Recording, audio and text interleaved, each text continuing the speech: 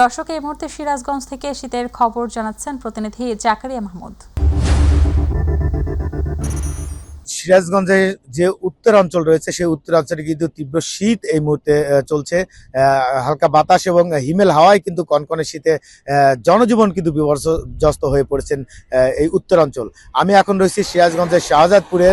এই শাহজাদপুরে কিন্তু তীব্র শীত কিন্তু দেখা দিয়েছে এবং সেই সঙ্গে আপনাদের একটু দেখাতে যাচ্ছি যে এই মুহূর্তে কিন্তু যে শীতের কনকনে বাতাস বইছে সেই বাতাসে জনজীবন কিন্তু বিপর্যস্ত হয়ে পড়েছে।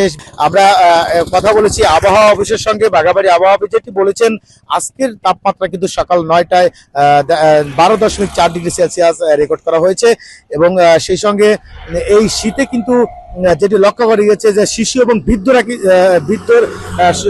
কিন্তু রোগীর সংখ্যা বেড়ে গেছে। উপজেলা স্বাস্থ্য কর্মকর্তার সঙ্গে কথা বলেছি, তারা যেমনটি জানিয়েছেন যে শিশু এবং বৃদ্ধরা কিন্তু শীতের যে রোগ, বিশেষ করে ডায়রিয়া থেকে শুরু করে শীতজনিত রোগের সংখ্যা কিন্তু রোগীর সংখ্যা কিন্তু বেড়ে গিয়েছেন।